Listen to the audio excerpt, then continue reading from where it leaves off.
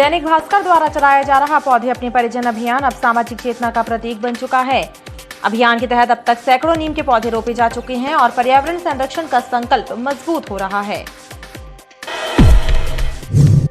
चौपट सफाई व्यवस्था और नाले नालियों की सफाई नहीं कराए जाने का आरोप लगाते हुए युवा कांग्रेस कार्यकर्ताओं ने भानतलैया जोन कार्यालय का घेराव किया।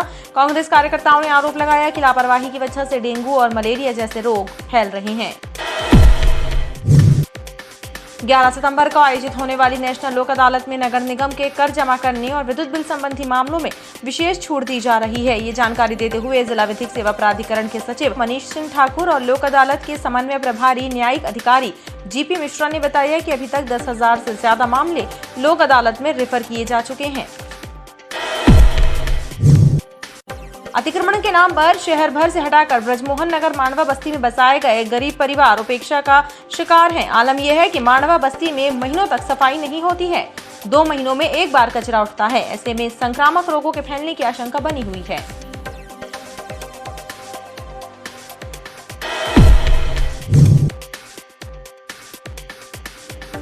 इंदौर में 22 अगस्त को एक चूड़ी वाले के साथ मारपीट के मामले की सीबीआई जांच कराने और मारपीट करने वालों पर धाराएं बढ़ाए जाने की मांग की गई है।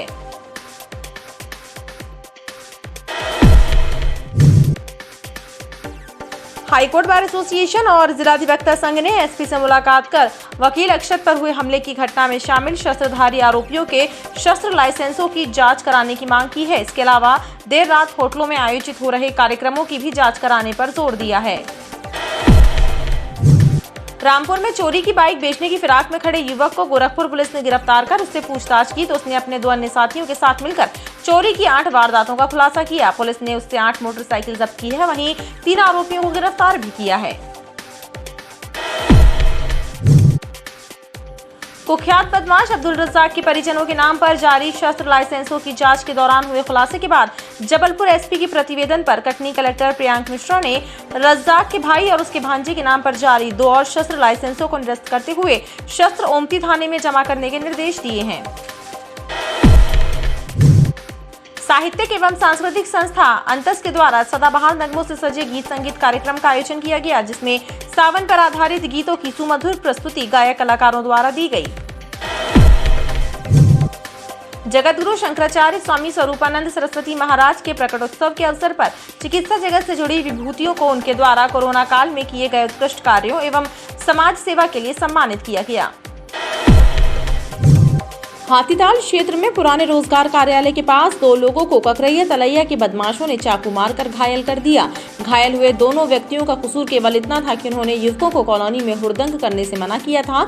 इस घटना से आक्रोशित कॉलोनी वासियों ने गोरखपुर थाने का घेराव कर दिया।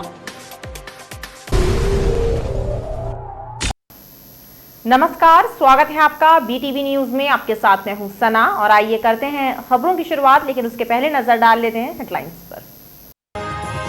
अधिवक्ताओं पर हो रहे हमले के विरोध में अदालती कामकाज से दूरी बनाकर वकीलों ने जाहिर किया आक्रोश। जबलपुर में 24 घंटे के अंदर हत्या की तीसरी वारदात। भेड़ाघाट में बसा गांव में मामूली कहासुनी और गाली गलौज के विवाद के बाद पड़ोसी ने युवक की हत्या की, आरोपी गिरफ्तार। और ग्वारीघाट के भीमनगर में हुई महिला की अंधी हत्या का खुलासा। महिला के दास्ता पति को पुलिस ने किया गिरफ्तार, आरोपी ने हत्या का जुर्म कबूला।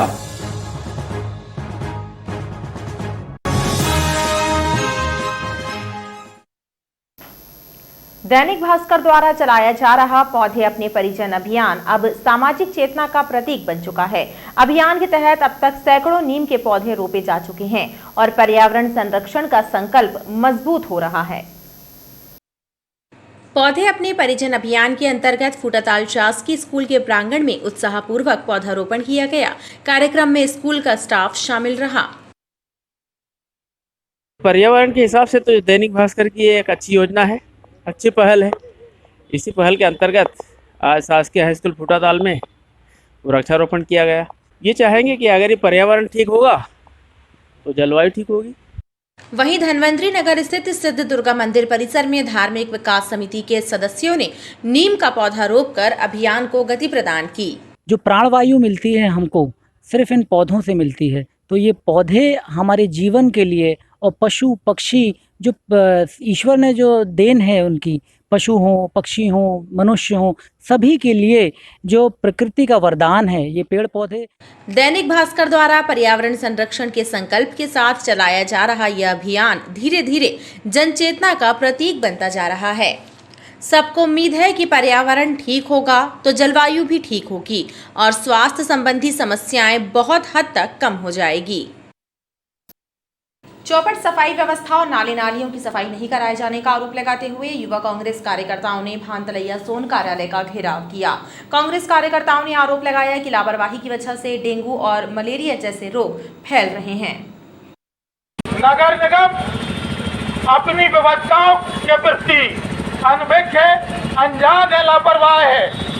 Doctor Radhakrishnan block Congress committee के सदस्यों ने क्षेत्रीय विधायक लखन घनघोरिया की अगुवाई में भानतलैया जोन कार्यालय का घेराव किया। कांग्रेस कार्यकर्ताओं ने विरोध प्रदर्शन करते हुए आरोप लगाया कि सफाई व्यवस्था चौपट है, सफाई व्यवस्था में जमकर भ्रष्टाचार किया जा रहा है। आलम यह है कि नाले नालियों की सफाई तक नहीं कराई जा रही है, जिसके चलते संक्रामक बीमारियां फैल रही हैं। गरीब बस्तियों में रहने वाले हजारों परिवार परेशान हैं।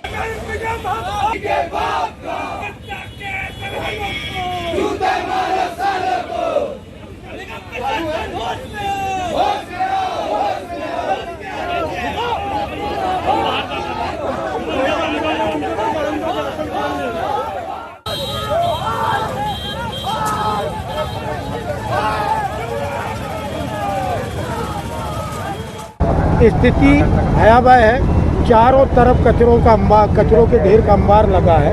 नालियां बजा रही हैं, जिसके चलते पूरे क्षेत्र में मच्छरों की भरमार हो रही है और मच्छरों के कारण डेंगू के मरीज ज़्यादा निकल रहे हैं। अस्पताल में एक बिस्तर लोगों को नहीं मिल रहा है। सरकारी अस्पताल में स्थिति ये है कि 40 बेड का कोई वार्ड है तो वहाँ 85 मरीज भरे हुए हैं। नगर निगम कीटनाशक दवाई का छिड़काव तक नहीं कर पा रही है। आज जोन अधिकारी को एक ज्ञापन सौंपा है और उनसे आग्रह किया है कि समय रहते आप चेत जाएं। अभी आंदोलन हमारा शांतिपूर्ण है। शहर की व्यवस्था यदि चरमराई तो ये आंदोलन उग्र रूप भी ले सकता है, जिसकी जवाबदारी नगर निगम प्रशासन की होगी। कांग्रेस कार्यकर्ताओं ने मांग की है कि नाले नालियों की सफाई कराई जाए और पूरे वार्डों में सघन रूप से कीटनाशक दवाओं कराया जाए ताकि जनता राहत की सांस ले सके। 11 सितंबर को आयोजित होने वाली नेशनल लोक अदालत में नगर निगम के कर जमा करने और विद्युत बिल संबंधी मामलों में विशेष छूट दी जा रही है। ये जानकारी देते हुए जिला विधिक सेवा प्राधिकरण के सचिव मनीष सिंह ठाकुर और लोक अदालत के समन्वय प्रभारी न्यायिक अधिकारी जीपी मिश्रा ने बताया कि अभी तक 10,000 से ज्यादा मामले लोक अदालत में रेफर किए जा चुके हैं। 11 सितंबर को हाईकोर्ट एवं जिला अदालत सहित तहसील स्तर पर न्यायालयों में नेशनल लोक अदालत आयोजित की जा रही है, जिसमें मोटर दुर्घटना दावा, वैवाहिक, शमनीय प्री लिटिगेशन और दांडिक प्रकरणों सहित विद्युत एवं नगर निगम के संपत्ति और जलकर से संबंधित मामलों का निराकरण किया जाएगा। जिला विधिक सेवा प्राधिकरण के सचिव मनीष सिंह ठाकुर और लोक अदालत के समन्वय प्रभारी न्यायिक अधिकारी जीपी मिश्रा ने बताया कि विद्युत अधिनियम और नगर निगम के प्रकरणों में विशेष छूट का लाभ भी प्रदान किया जा रहा है। उन्होंने बताया कि लोक अदालत त्वरित और सुलभ न्याय पाने का सबसे बेहतर माध्यम है। एक फ़ायदा और इससे ये होता है कि अगर लोक अदालत में मामला निराकृत होता है तो जो कोर्ट फीस पक्षकार ने अदा की हुई है वो कोर्ट फीस उसको वापस हो जाती है। समय की, धन की, दोनों की बचत होती है। तो इस तरह से लोक अदालत में मामले का निराकरण अपने आप में अंतिम निराकरण है। लोक अदालत में जो अवार्ड होगा, जो फैसला होगा, उसकी कोई अपील नहीं होगी। जो नेशनल लोक अदालत आयोजित है उसमें अभी तक हमने 10,694 प्रकरण रेफ़र किए हैं और हम चाह रहे हैं कि अधिक से अधिक प्रकरणों का राजीनामा हो। माननीय प्रधान जिला न्यायाधीश महोदय के मार्गदर्शन में डे टू डे प्री शीटिंग की जा रही है और इसका प्रचार प्रसार किया जा रहा है। उन्होंने पक्षकारों से अपील भी की है कि राजीनामा योग्य मामलों के निराकरण के लिए पक्षकार लोक अदालत का सहारा ले सकते हैं। अतिक्रमण के नाम पर शहर से हटाकर ब्रजमोहन नगर मांडवा बस्ती में बसाए गए गरीब परिवार उपेक्षा का शिकार है। आलम यह है कि मांडवा बस्ती में सफाई तक नहीं होती है। 2 महीने में एक बार कचरा उठता है। ऐसे में संक्रामक रोगों के फैलने की आशंका बनी हुई है। ब्रजमोहन नगर मांडवा बस्ती में सफाई व्यवस्था चौपट है। विस्थापित परिवारों की घोर उपेक्षा हो रही है। अतिक्रमण के नाम पर शहर के अलग अलग क्षेत्रों से हटाकर मांडवा बस्ती में बसाए गए परिवारों को नागरिक सुविधाएं तक प्राप्त नहीं हो पा रही हैं। आलम यह है कि क्षेत्र में कचरा भी महीनों में एक बार उठता है। पहले आते थे पर अभी नहीं आ रहे हैं, 2-3 महीने से डेली नहीं आते, कम से कम महीने में 1-2 बार आते हैं। जो कचरा यहाँ इकट्ठा हो जाता है, यहाँ की पब्लिक यहीं फेंक देती है कचरा। कचरा वाली गाड़ी तो आती कि नहीं आती? नहीं आती ना, कम आती है, बहुत कम आती है। महीने में 1-आध बारी आती है। आती है, सब आती है, बदबू भी आती है, कचरा भी उड़ उड़ के आता है, सब कुछ आता है। हाँ, मच्छर भी आते हैं, सभी कुछ आता है। बीमारी से हर कोई बचना चाहता है, बीमार कौन होना चाहता है? आजकल वैसी बीमारी से पब्लिक इतनी परेशान है कि किस किस चीज़ का इलाज कराए, बताओ। सफाई करने वाले आते ही नहीं है, 1-2 महीने में भी नहीं आते हैं। इतनी गंदगी हो गई है, इतनी कचरा यहाँ वहाँ, सब लोग पीछे भी कचरा है, बहुत आगे भी कचरा बहुत लोग फेंकते हैं। मतलब बीमारियाँ फैल रही हैं ना, बुखार फैल रही है ना, फैली है ना, यहाँ घर घर में, सबके घर में बुखार है, कोई ना कोई पड़ा ही है। दवाई का छिड़काव का बहुत कम, अभी हुआ ही नहीं है, 3-4 महीने से कहाँ आ रहे हैं। नगर निगम की लापरवाही के चलते मांडवा बस्ती में संक्रामक बीमारियों के फैलने का अंदेशा बना हुआ है। इंदौर में 22 अगस्त को एक चूड़ीवाली के साथ मारपीट के मामले में सीबीआई जांच कराने और मारपीट करने वालों पर धाराएं बढ़ाने की मांग की गई है।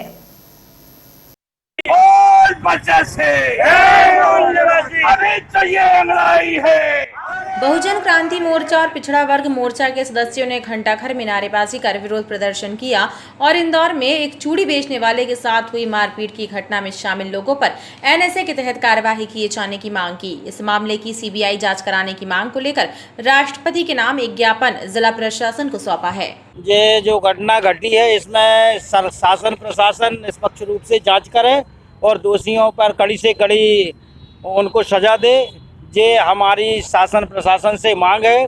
कार्यकर्ताओं ने बताया कि 22 अगस्त को इंदौर में तस्लीम चूड़ीवाले के साथ कुछ लोगों ने मारपीट की थी। हाईकोर्ट बार एसोसिएशन और जिला अधिवक्ता संघ ने एसपी से मुलाकात कर वकील अक्षत पर हुए हमले की घटना में शामिल शस्त्रधारी आरोपियों के शस्त्र लाइसेंसों की जांच करने की मांग की है। इसके अलावा देर रात तक होटलों में आयोजित हो रहे कार्यक्रमों की भी जांच करने पर जोर दिया है। हाईकोर्ट बार और जिला अधिवक्ता संघ के सदस्यों ने पुलिस अधीक्षक को शिकायत पत्र सौंपकर वकीलों पर हो रहे हमलों पर रोष जताया और गौर क्षेत्र में हुई घटना का हवाला देते हुए वकील अक्षत के साथ मारपीट करने वाले आरोपियों के शस्त्र लाइसेंसों की जांच कराने की मांग की। राजेश तिवारी ने कहा कि अधिवक्ताओं पर हमले अब बर्दाश्त नहीं किए जाएंगे। उन्होंने होटलों में देर रात तक पार्टियों के आयोजनों पर भी रोक लगाने की मांग की है। ये कोई आपसी लड़ाई भी नहीं थी, कोई पहले से बैर भाव भी नहीं था। तत्काल सोची समझी साजिश के तहत में कोई टंडन है जो शायद सिक्योरिटी व्यवस्था चलाते हैं, उनके पुत्र और उनके बाउंसरों के द्वारा हमारे अधिवक्ता साथी के ऊपर प्राणघातक हमला किया गया। इसमें 2 या 3 अभियुक्त शायद गिरफ्तार हो चुके हैं और उनको गिरफ्तार करके न्यायालय में पेश किया गया, जहां से जेल भेज दिया गया। बाकी अन्य अभियुक्तों को तत्काल प्रभाव से गिरफ्तार किया जाए और इस प्रकार लगातार जो अधिवक्ताओं के ऊपर घटने हो रहे हैं, इसको देखते हुए प्रशासन जागृत हो और जागृत होने के बाद में हम अधिवक्ताओं को सुरक्षा प्रदान करें। इसी आशय से, इसी उद्देश्य को लेकर एसपी साहब के पास आए हैं। अधिवक्ताओं की सुरक्षा के लिए पुलिस को भी यहाँ से मांग करना चाहिए कि एडवोकेट प्रोटेक्शन एक्ट का निर्माण हो सके ताकि वकीलों को सुरक्षा हो, क्योंकि हमें जिस खतरे से जीवन जीना पड़ता है वो हम ही जानते हैं। पुलिस अधीक्षक ने बताया कि 3 मुख्य आरोपियों को गिरफ्तार कर लिया गया है और मामले में कार्यवाही की जा रही है। थाना बरेला की जो घटना हुई है, जिसमें 307 का मुकदमा कायम किया गया है और अभी 4 में से 3 मुख्य आरोपी गिरफ्तार हो गए हैं, उसके संबंध में इनकी मांग ये थी कि इस चीज़ का परीक्षण किया जाए कि जो उसमें कुछ अगर कोई लाइसेंस भी कुछ आर्म्स लाइसेंस अगर अनावेदक गणों के हैं तो उनका परीक्षण किया जाए, उनको निरस्त किया जाए और ये भी देखा जाए कि वो कितनी देर तक वहाँ पर पार्टी चल रही थी। तो इन दोनों बिंदुओं का हम परीक्षण करेंगे और अगर कुछ भी चीज़ में गलत पाएगी तो स्ट्रिक्ट एक्शन लिया जाए। रामपुर में चोरी की बाइक बेचने की फिराक में खड़े युवक को गोरखपुर पुलिस ने गिरफ्तार कर उससे पूछताछ की तो उसने अपने 2 अन्य साथियों के साथ मिलकर चोरी की 8 वारदातों का खुलासा किया है। पुलिस ने इससे 8 मोटरसाइकिल जब्त की है। वहीं पुलिस ने 3 आरोपियों को गिरफ्तार भी किया है। वाहन चोरी करने और चोरी के वाहनों को गिरवी रखने वाले 3 आरोपियों को गोरखपुर पुलिस और क्राइम ब्रांच ने गिरफ्तार किया है। एडिशनल एसपी गोपाल खांडेल ने बताया कि मुखबिर से मिली सूचना के आधार पर रामपुर क्षेत्र में चोरी की बाइक बेचने की फिराक में खड़े लम्हेटा घाट निवासी धनेश को गिरफ्तार किया गया और उससे पूछताछ की गई तो उसने बताया कि चोरी की वारदातों को अंजाम देने में उसके साथ ग्राम सलैया निवासी नीरज पटेल और पड़वार बरेला निवासी विशाल सोनी भी शामिल है और विशाल उनके द्वारा चोरी की गई मोटरसाइकिलों को गिरवी रखवाने का काम करता था। और अन्य जो मोटरसाइकिलें हैं उसके लिए हम पता कर रहे हैं, सभी थानों को जानकारी भेज रहे हैं। इससे जानकारी हासिल होने पर संबंधित थाने के द्वारा भी कार्रवाई की जाएगी। फिलहाल दोनों आरोपी धनेश पटेल और नीरज पटेल, इन दोनों को गिरफ्तार कर लिया गया है। इनसे चोरी की 8 मोटरसाइकिलें बरामद की जा चुकी हैं और आगे वैधानिक कार्रवाई की जा रही है। पुलिस के अनुसार चोरों ने कई थाना क्षेत्रों में वाहन चोरी की वारदातों को अंजाम दिया है और उनसे पूछताछ में कई और वारदातों का भी खुलासा हो सकता है। कुख्यात बदमाश अब्दुल रज़ाक के परिजनों के नाम पर जारी शस्त्र लाइसेंसों की जांच के दौरान हुए खुलासे के बाद जबलपुर एसपी के प्रतिवेदन पर कटनी कलेक्टर प्रियंक मिश्रा ने रज़ाक के भाई और उसके भांजे के नाम पर जारी 2 शस्त्र लाइसेंसों को निरस्त करते हुए शस्त्र ओमती थाने में जमा करने के निर्देश दिए हैं। विजयनगर में हुए विवाद और हथियारों की जब्ती के मामले में गिरफ्तार हुए हिस्ट्री शीटर अब्दुल रज़ाक की मुश्किलें बढ़ती जा रही हैं। एसआईटी के द्वारा जहां इस मामले में शामिल अन्य आरोपियों की गिरफ्तारी के प्रयास किए जा रहे हैं तो वहीं जब्त हुए शस्त्रों के लाइसेंसों की जांच का कार्य भी तेजी से चल रहा है। वहीं इसी श्रृंखला में रज़ाक के भाई मोहम्मद अब्बास और उसके भांजे रफीकुद्दीन के नाम पर कटनी से जारी लाइसेंस को भी जबलपुर एसपी के प्रतिवेदन पर कटनी कलेक्टर ने निरस्त करते हुए ओमती थाने में दोनों शस्त्र जमा कराने के निर्देश दिए हैं। गौरतलब है कि पूर्व में भी एसपी के प्रतिवेदन पर अब्दुल रज़ाक की पत्नी, 2 भाइयों और उनकी पत्नियों एवं बहू सहित कर्मचारियों के नाम से जारी 12 शस्त्र लाइसेंसों को निरस्त किया जा चुका है। जगतगुरु शंकराचार्य स्वामी स्वरूपानंद सरस्वती महाराज के प्रकटोत्सव के अवसर पर चिकित्सा जगत से जुड़ी विभूतियों को भी उनके द्वारा कोरोना काल में किए गए उत्कृष्ट कार्यों एवं समाज सेवा के लिए सम्मानित किया गया। जबलपुर शहर के विख्यात दंत चिकित्सक डॉक्टर त्रिवेदी को भी सम्मानित किया गया। परमहंसी आश्रम गोटेगांव में जगतगुरु शंकराचार्य स्वामी स्वरूपानंद सरस्वती महाराज के प्रकटोत्सव के अवसर पर आयोजित कार्यक्रम के दौरान शहर के विख्यात दंत चिकित्सक डॉक्टर अश्विनी त्रिवेदी को भी सम्मानित किया गया। उनके द्वारा किए गए लोक कल्याणकारी कार्यों की सराहना करते हुए जगतगुरु शंकराचार्य जी ने उन्हें सदैव पीड़ित मानवता की सेवा करने के लिए भी प्रेरित किया। इस मौके पर शहर के विख्यात चिकित्सकों डॉक्टर राजेश धीरावणी, मेडिकल के dean doctor Pradeep Kasar, doctor Deepak Bahrani और डॉक्टर वीरेंद्र भारद्वाज का भी सम्मान किया गया। साहित्यिक एवं सांस्कृतिक संस्था अंतस के द्वारा सदाबहार नगमों से सजे गीत संगीत कार्यक्रम का आयोजन किया गया, जिसमें सावन पर आधारित गीतों की सुमधुर प्रस्तुति गायक कलाकारों द्वारा दी गई।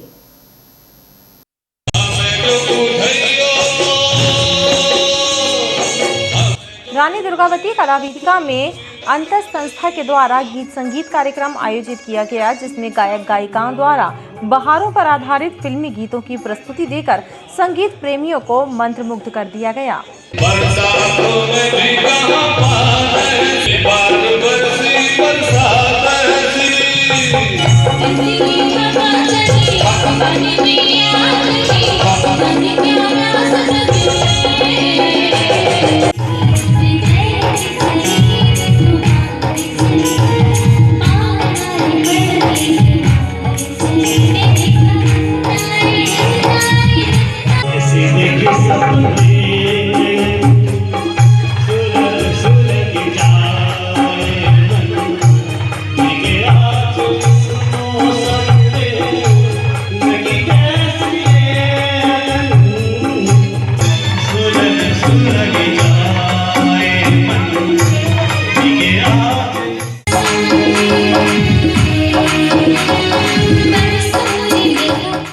तमाम कलाकारों ने अपने गीतों की प्रस्तुतियों के माध्यम से इस बहारों के नगमों को छेड़ा है और हम इस माध्यम से बहुत सारी ऐसी चीज़ें हैं जिनको जो लोगों तक पहुंचाते हैं, जैसे कि हमारे यहाँ के जो कलाकार हैं उनको एक मौका मिलता है।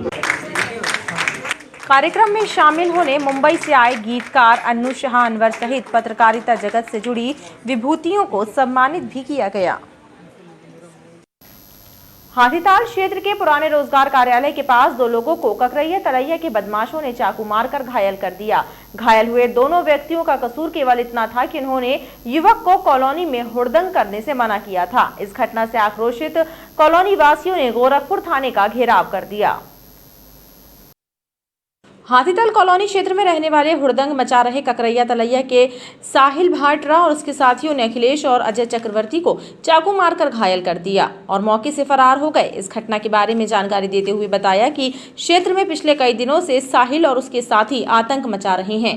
आज भी उनके द्वारा ढोल बजाते हुए जमकर हुड़दंग किया जा रहा था, लिहाजा उन्हें मना किया गया तो उन्होंने चाकू से हमला कर दिया। वहीं पुलिस ने आरोपियों की तलाश शुरू कर दी है। 9:09 के बीच की एक चाकूबाजी की घटना है जिसमें घायल अजय चक्रवर्ती हैं जिनके पैर और जांघ में चोट आई है। आरोपी गणों के नाम साहिल भाटरा का नाम बताया है और भी साथ में इनके कुछ लोग थे तो उनकी तलाशी कर रहे हैं और प्रॉपर जो वैधानिक कार्रवाई है उसमें कार्रवाई करेंगे। अभी यहाँ पे काफ़ी लोग आ गए थे, गोरखपुर थाने आ गए थे, उनकी बातें सुनी। उनकी बस मांग थी कि भैया हम प्रॉपर पेट्रोलिंग कराएं, प्रॉपर वहाँ पे देख रेख करें, तो मैंने लोगों को नियुक्त कर दिया है। कल से प्रॉपर वहाँ पेट्रोलिंग होगी और अपना पर्सनल नंबर भी शेयर किया है, कोई दिक्कत होगी मेरे से बात करेंगे। इस घटना से आक्रोशित क्षेत्रीय जन थाने पहुंचे और बदमाशों के आतंक से निजात दिलाने की मांग की। और खबरों का सिलसिला लगातार जारी रहेगा, आप देखते रहिए BTV न्यूज़।